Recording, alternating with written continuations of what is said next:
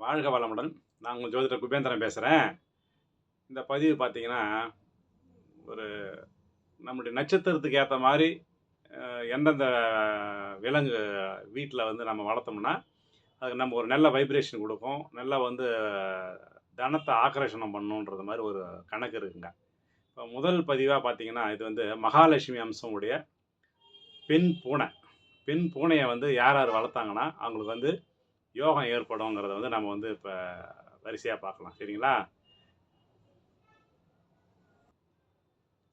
அதாவது நீங்க வந்து முதல்ல நம்ம மேஷ லக்னத்துல ஆரம்பிக்கலாம். இப்ப நீங்க மேஷ லக்னத்துல ஒருத்தர் பிறந்துட்டீங்கன்னு வச்சுக்கங்க.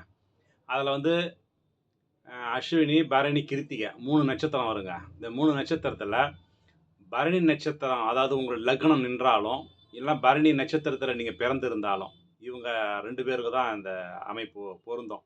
இவங்க என்ன பண்ணலாம், பூனை இருக்குங்க இல்லையா? பூனை குட்டி.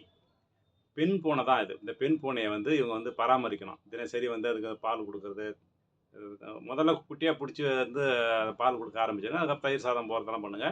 வாரத்துக்கு 1 முறை இல்ல 2 முறை வந்து இதுக்கு வந்து நான்வெஜ் போடலாம். சரிங்களா? இத இந்த விஷயத்த நீங்க கடைபிடிச்சுன்னு வந்தீங்கன்னா, கண்டிப்பா உங்களுக்கு வந்து பொருளாதாரம் வந்து முன்னேற்றம் ஏற்படும். ஏன்னா, அந்த பெண் பூனைங்கிறது வந்து பார்த்தீங்கன்னா, மகாலட்சுமியுடைய அம்சம் உடையது. கண்டிப்பா பயன்பெறுங்க. சரிங்களா? அடுத்தது பார்த்தீங்கன்னா, ரிஷப லக்னம். இந்த ரிஷப லக்னத்தில பிறந்தவங்களுக்கு கிருத்திகை, ரோகிணி, மிருகசீரிஷம் இந்த 3 நட்சத்திரம் அதில வருங்க. இதில வந்து பார்த்தீங்கன்னா, ரோகிணி நட்சத்திரத்தில பிறக்கிறவங்களுக்கு